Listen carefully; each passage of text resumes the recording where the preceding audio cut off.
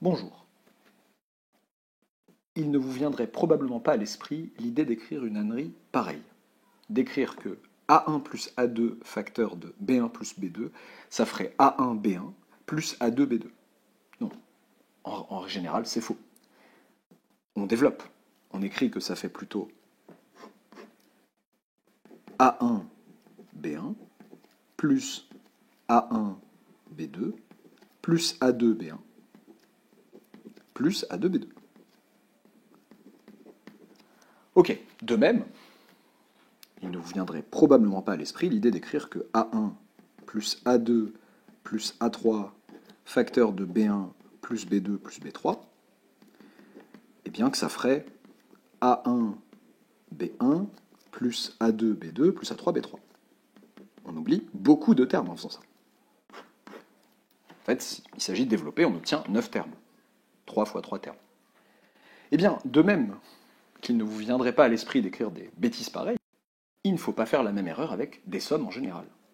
Il ne faut pas écrire que somme pour k allant de 1 à n dAk fois somme pour k allant de 1 à n dBk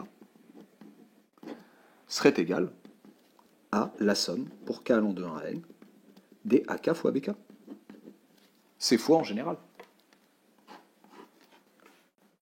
C'est faux en général, regardez. Ici, il s'agit de faire A1 plus A2 plus A3, donc somme pour k allant de 1 à 3 dAk. Ici, ce serait la somme pour k allant de 1 à 3 dBk. Et ça voudrait dire que ça ferait A1B1 plus A2B2 plus A3B3. Somme pour k allant de 1 à 3 dAk Bk. C'est faux en général.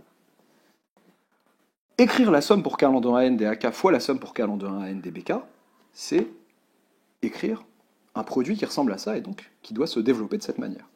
Donc pour ne pas se tromper, il vaut mieux écrire que la somme pour k allant de 1 à n dAk fois la somme pour k allant de 1 à n dBk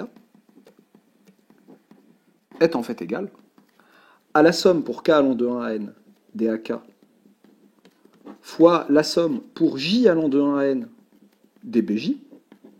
Cette somme et cette somme, on a dit que c'était les mêmes. K et j sont des variables muettes. Oui, mais en prenant une autre variable, on risque moins d'être induit en erreur, et on peut écrire cette somme-là comme étant une somme double, somme pour k allant de 1 à n, de la somme pour j allant de 1 à n, des AK BJ, avec deux indices différents. Ce qu'on observe en réalité. Là, quand on fait le produit de cette première somme de deux termes avec cette seconde somme de deux termes, on a A1B1 plus A1B2, remarquez que le premier indice n'a pas bougé, le deuxième a bougé, plus A2B1 plus A2B2. Donc en fait, il s'agit ici en fait de dire, par exemple, que la somme pour k allant de 1 à 3 des k au carré fois la somme pour j allant de 1 à 3 des exponentielles de k, des exponentielles de j justement, eh bien c'est la somme pour k allant de 1 à 3 de la somme pour j allant de 1 à 3 des k au carré exponentielle j. Et c'est aussi la somme pour j allant de 1 à 3 de la somme pour k allant de 1 à 3 des k au carré exponentielle j. Je me suis permis d'intervertir les deux indices parce qu'ils ne dépendent pas l'un de l'autre. Ils se baladent tous les deux entre 1 et 3. Il ne s'agit en tout cas certainement pas d'écrire que c'est la somme pour k allant de 1 à 3 des k au carré exponentielle k. On oublierait beaucoup de termes. Et plus généralement, on n'est pas obligé d'avoir le même nombre de termes dans les deux sommes pour pouvoir écrire ce genre de choses.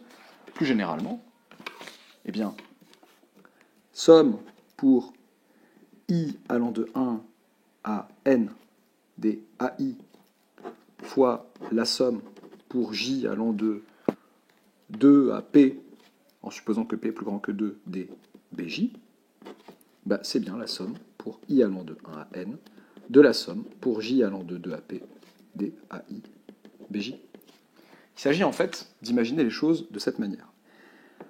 On a la somme des ai fois la somme des bj. Imaginez que chaque ligne d'un tableau corresponde à un ai. Là, vous avez A1, vous avez A2, jusqu'à AN, le dernier terme. Hop. Et là, vous avez B2, puisque ça commence à... On avait dit J égale 2. B3 jusqu'à BP.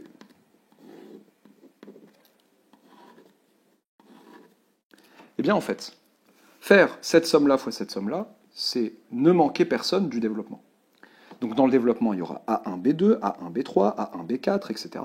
Il y aura A2, B2, A2, B3, A2, B4, et ainsi de suite. On va mettre 4 ici pour mieux visualiser. Donc là, j'ai A1, B2, A1, B3, A1, B4, ainsi de suite, jusqu'à A1, BP. Là, j'ai A2, B2, A2, B3, A2, B4, jusqu'à A2, BP. Et enfin, pour la dernière ligne, AN, B2, AN, B3, AN, B4, jusqu'à AN, BP. Voilà ce que fait cette somme. C'est la somme de tous ces termes-là. Et la somme de tous ces termes-là, c'est ce que je décris avec cette double somme, qui peut aussi s'écrire. Donc, je peux sommer pour tous les i allant de 1 à n la somme des j. Donc, si je somme de cette manière-là, c'est qu'en fait, pour chaque i, donc pour chaque ligne, je fais la somme sur les colonnes. Donc, ça, en fait, ça s'écrit somme pour j allant de 2 à p d a1 bj, en prenant i égale 1, premier terme. Ensuite, en prenant i égale 2, somme pour j allant de 2 à p, des a2 bj. Et ainsi de suite jusqu'à la dernière somme en prenant i égale n, somme pour j allant de 2 à p, des an bj. Là, j'ai sommé sur les lignes. Je prends à chaque fois une ligne, donc je fais cette somme-là, puis cette somme-là, puis cette somme-là. Je peux aussi sommer sur les colonnes, en disant que c'est égal à la somme pour j allant de 2 à p, de la somme pour i allant de 1 à n, des a, i, bj. Eh bien, en fait, ce qui se passe, c'est que j'écris, donc là, c'est les j qui défilent. Donc, premier terme, ça sera somme pour i allant de 1 à n, des ai, b2. J'ai fixé j égale 2 pour le premier. Ensuite, pour j égale 3, ça fera somme pour i allant de 1 à n, des ai, b3. Et ainsi de suite, jusqu'à la dernière somme, qui est la somme pour i allant de 1 à n, des ai, bp, pour j égale p. Et donc, en écrivant cette fois-ci de cette manière, je ne fais que calculer la même somme, mais cette fois-ci en sommant colonne par colonne. Donc, somme pour i allant de 1 à n des ai b2, donc b2 est fixé et les ai bougent, donc c'est cette somme-là. Somme des ai b2 pour i allant de 1 à n. Somme pour i allant de 1 à n des ai b3, c'est cette somme-là. Et ainsi de suite, jusqu'à la dernière somme, qui est la somme pour i allant de 1 à n des ai bp. A bientôt pour une nouvelle vidéo sur le signe somme.